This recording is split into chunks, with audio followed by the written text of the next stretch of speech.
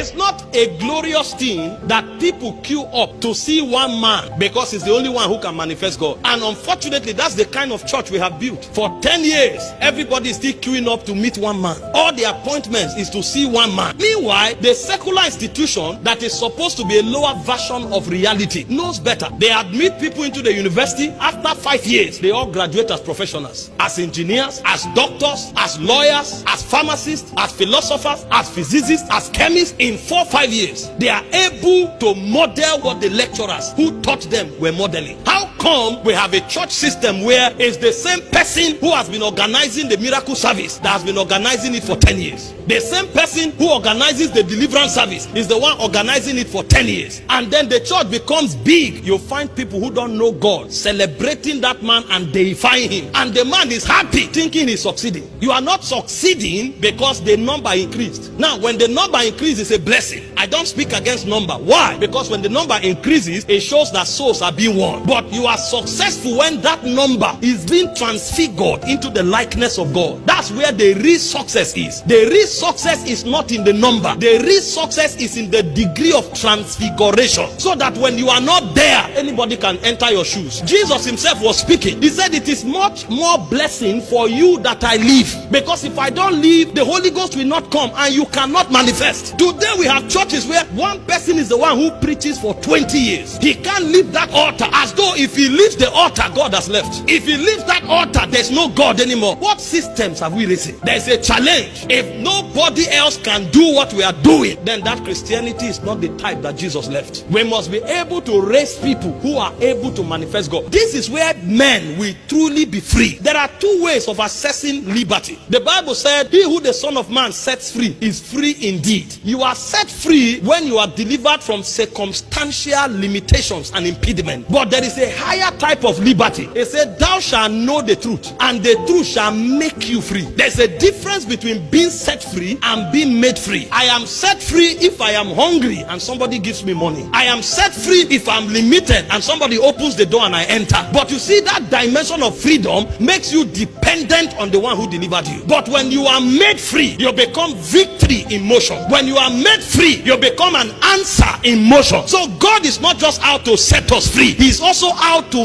make us free. You need external power to be set free, but you need knowledge to be made free. Because when you are made free, you become the answer that the world is looking for. If you are set free, you will need freedom again and again. That's why you keep coming for deliverance service after every 6 months, because when the demon go, they come back. If you are not made free, you are not free. But when you are made free, when they come back, you are saturated. Jesus said, when an evil spirit is gone out of a man, he said he moves about in desolate places. Matthew 12, 43, 44. He said if he does not find where to stay, he'd return. He said if that man is kept but empty, he said that spirit will look for 7 more wicked demons, and they will come into that man, and they say worse will be the state of that man than he ever was before he was delivered. So it's not enough to be set free. You must be made free so that you are free indeed. And so we must come to that point where people are beginning to be made, so that when we gather, our gathering becomes a convergence of the different dimensions